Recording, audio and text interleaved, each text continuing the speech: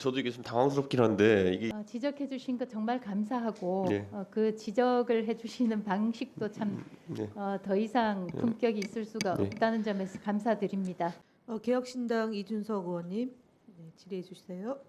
예, 혹시 PPT 준비되어 있나요? 그 이인숙 부장님, 그 제가 참 저도 이게 좀 당황스럽긴 한데 이게 2021년 5월쯤에 가로세로 연구소라는 방송에 나가서 이준석 화교 논란이라는 방송에 출연하신 적이 있습니까? 있습니다. 있는데 예, 제가 그때쯤에 어떤 계기로 출연하시게 된 건지 모르지만 제가 저건 아는 얘기라서 근데 완전 거짓 정보거든요. 왜 저 방송에 참여하셨죠? 제가 나갔던 것은 그때 어떤 선거였는지는 모르겠지만 예, 정치 활동을 했었기 때문에 예. 구독자 수가 많은 가로세로 연구소에 출연을 했고요. 또 그 대표가 제 회사 후배이기 때문에 네. 편한 마음으로 출연을 했는데 그 방송을 들어보시면 예. 아마 이준석 위원님한테 제가 전혀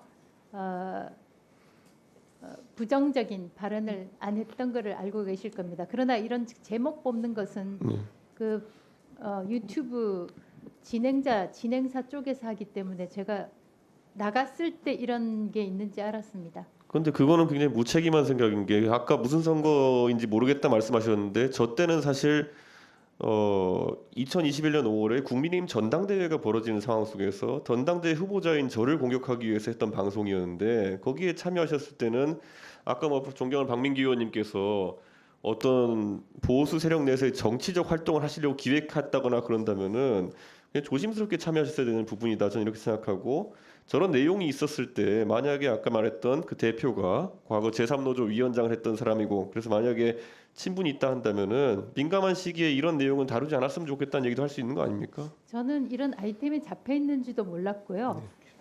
이런 얘기를 하길래 저도 사실 속으로는 상당히 좀 당황했습니다.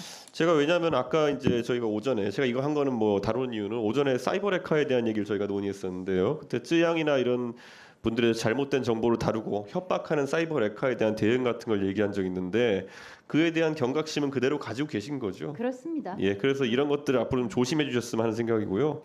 지금 오늘도 몇 분의 위원님들이 질의해 주셨지만은 김만배 신앙림 사건의 가장 중요한 포인트가 선거를 앞두고 허위 정보나 과장, 왜곡된 정보가 다뤄질 가능성에 대해서는 엄중하게 바라봐야 된다는 그런 인식 때문에 그런 거 아니겠습니까? 100% 공감합니다. 그렇다면 저는 뭐 사실 전 좌파로 지목당해 놨지 화교는 좀 그렇거든요. 근데 좀 이런 것들 같은 것도 처음 들어보는 이야기였고 그러니까 거기에 동의하지 않습니다. 이런 출연 자체가 이제 예전에는 팩트를 체크하고 조심하는 중견 기자의 모습에서 혹시 약간의 인지도를 더 얻고자 흥미 위주의 방송을 진행하는 아까 뭐 정치적인 목적이 있으셨다는 식으로 대답하셨는데 그런 정치 지망생의 모습처럼 비춰지는 것 같아가지고 물론 이제 정치보다는 다시 이제 공직을 하시는 방향으로 선회하셨지만은 방통위원장으로 최종적으로 임명되신다면은 그런 정치 지망생 같은 모습보다는 여기 오늘 동료 의원님들도 몇 분 얘기하셨지만은 존경하던 언론인의 모습으로 그렇게 돌아가셨으면 하는 마음에서 이렇게 질의를 드리는 겁니다. 지적해 주신 거 정말 감사하고 네. 그 지적을 해 주시는 방식도 참 네. 더 이상 품격이 있을 수가 네. 없다는 점에서 감사드립니다. 예, 그렇게 또 하나 하도록 질문 하겠습니다. 드리자면요. 지금 MBC에서 1노조의 가입률이 89%에 달하는 상황 속에서 그러면 앞으로 MBC 사장은 1노조 출신의 사람들은 배제가 되어야 되는 것일까요? 아니면 그들도 같은 테두리 내에서 고려가 돼야 되는 것일까요? 원칙적으로는 같은 테두리 안에서 고려가 돼야 된다고 생각합니다. 다만 제가 방송통신위원장 후보자로서 예.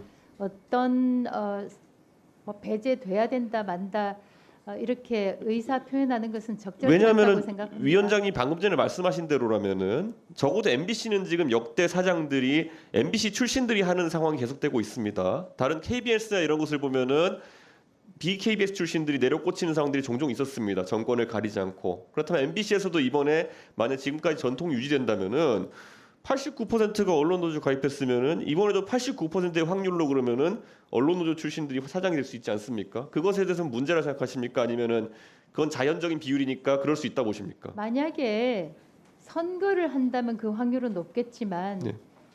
이것은 선거에 의해서 선출되는 사장이 아니니까 제가 그 원칙만 말씀드리고 적법한 절차에 따라서 선임이 될 걸로 믿고 있습니다. 1노조와 3노조의 구성원들 사이의 실력의 차이나 이런 것들을 구분하는 게 아니지 않습니까? 그렇습니다. 그렇다면은 저는 매우 높은 확률로 그냥 공정하게 선발한다고 했을 때는 89% 가까운 확률로 1노조에 가담했거나 아니면 성향이 비슷한 분들이 될 가능성이 높다 보는데 인위적으로 그것을 뭐 저지하거나 방해할 수는 없다는 말씀이신가요? 맞는 말씀입니다. 왜냐하면 이런 말씀 드리는 게 과거에 예, 다음에 질문하겠습니다. 네, 추가 질의해 주시고요.